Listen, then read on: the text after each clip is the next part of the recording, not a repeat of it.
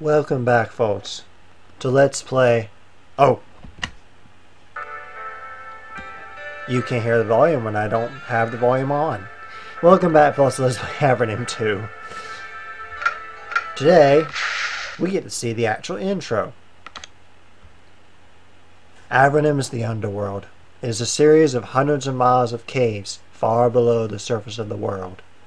The land is kept alive and fruitful by powerful magic and the heat and energy of natural steam vents and hot springs. Avernum is also a nation. It is a land of people exiled from the surface world. The surface is ruled by the Empire, an all-powerful nation who disposed of unwanted people by banishing them to Avernum. So it's like a world order or something. They formed a new nation, far from the eyes of the Empire. Some, however, were not satisfied with safety and peace. They wished vengeance. Adventurers, aided by the Archmage Erica, slew Hawthorne, cruel leader of the Empire. The Empire was stunned. They realized that there was a den of vipers threatening their sole control of the globe. They had no other possible response. They invaded. As you can see, this is a little backstory of the previous game, Avernum. The power of the Empire completely dwarfed that of the Avernites, but it had great difficulty teleporting troops to the underworld. They arrogantly thought that Avernum could be subdued with a few hundred elite Empire troops. They were wrong. The first few hundred soldiers sent down had great success at first, but after the surprise wore off, they found out that the Avernites were brave warriors with powerful magicians on their side. In addition, they had the advantage of familiarity. They were used to living and fighting in caves. The Empire wasn't. The Empire soldiers were fought to a bloody standstill. The Emperor sent more troops down, but the brave army of Avernum kept them at bay. The Empire grew frustrated and angry, and then it turned to a terror and atrocity, and slowly it ground away at Avernum's defenses.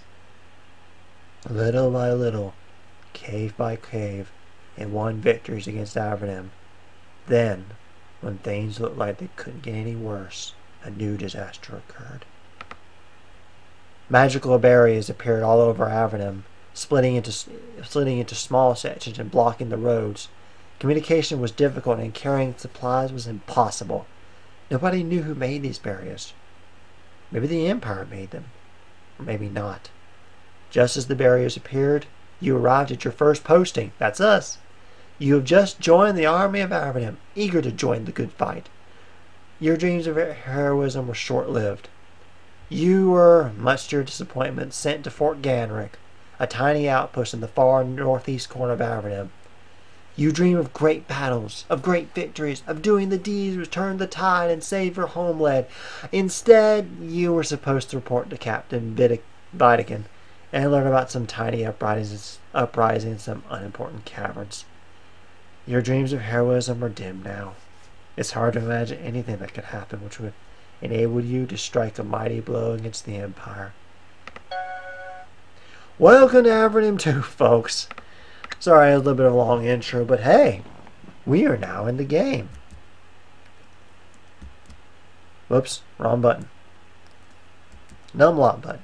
Numlock was on. We see stuff. Press G or click this little hand down here to get items. There's bread. Food is very important in this game. Every so often, you eat food. And here's a kitchen knife. We can sell that later. And a bowl and a plate. What else is in here?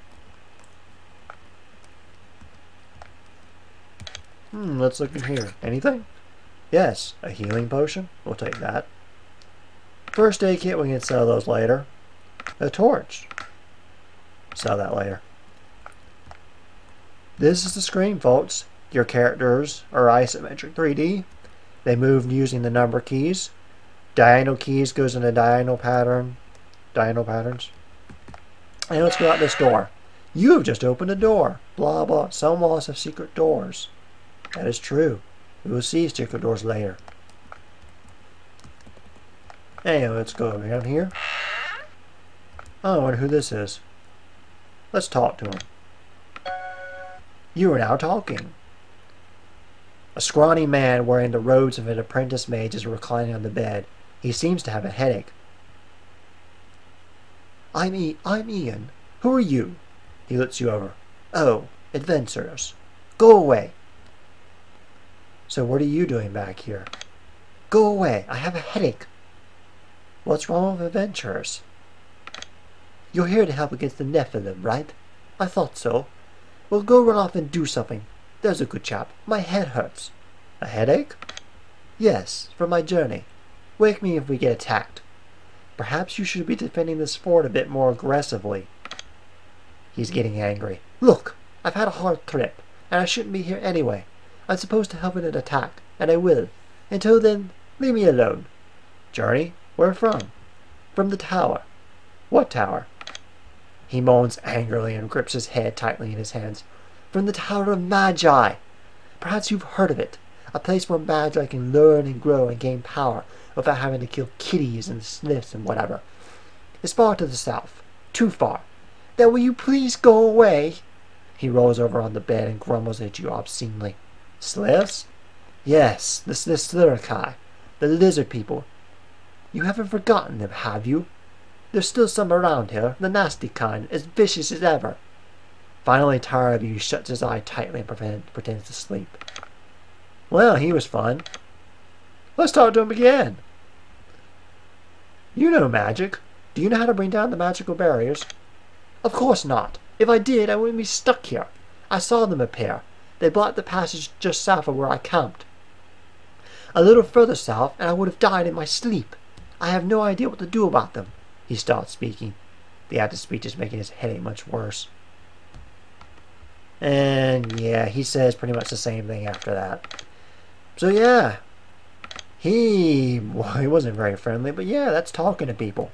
In the original game, when you talk to a person, you had to type in base commands to talk to people. Like you would type in name, and they would give you your name. You would type in job, they give you your job, and you would type in words that you thought were relevant to the situation. Anyway, before I move on any further, let me just show you something. This is my stats, my party. Well, actually, no, this is not the stats to my party. This is the wrong party. I just... This is the right party. Here we go. And we've already talked to that guy down there, so we don't need to talk to him again. But yeah, this is my party. I have a Slicerki in front. He's going to be my main melee hitter. He's going to be specialized in pole weapons. The farther you raise your strength stat, the more the melee weapon and pole weapon and various other weapon skills go up. But yeah. Our first quest is destroy the mysterious barriers. That quest is not going to be solved for a very long time. Curtis is my rogue type. Samantha is my cleric. And Connor is my mage. They are based off of people who I know. Anyway, if we go in this door, there's equipment in here. Let's take it. There's some javelins. Curtis can have the javelins. He's more of a rogue-based guy. There's a bronze helmet. For me. And boots. Also for me. Is there anything in this barrel? There's some dried meat. We'll take that. Anyway, let's go into this next storeroom. Don't worry, this stuff, we're allowed to get it. In fact, later if you talk, someone says, oh, get this stuff in this storeroom. It's free. But we're getting it now. A cloak for you. A cloak for you.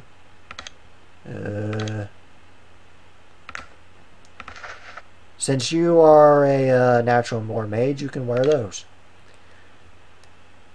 Let's see. Alright. What's in here? Little bags up here. Cheap wine. We'll sell that later. Alright, let's pick up some more stuff. Poor studded armor. Blocks 1 to 8 damage. Put that on. And Curtis already has poor leather. Connor can have the poor leather at the moment, because he can wear armor without penalty. Stone spear. I'll take that. I need spears. Is it? Alright. And what's in this box? Healing potions. Healing potions good. They take a draught and they'll heal you nicely. In the description, yeah. Anyway, let's keep moving. Yeah, there's really no music. But there's no music in this game, but it's still, I think it's a good game. Oh, what's in here? Ooh, it's money. Money that's not yours. Okay, here's something I did not, let me also explain this game.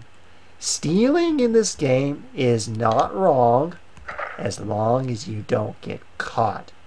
If you close the door and keep out of people's line of sight, they won't see you, and you can steal things without worrying. We just stole 6 coins. Let's look at these bookshelves. There's a scroll in here. A scroll of a bolt of fire. We'll give that to our mage. Scrolls are a one-time use. Use them, they disappear. They're gone.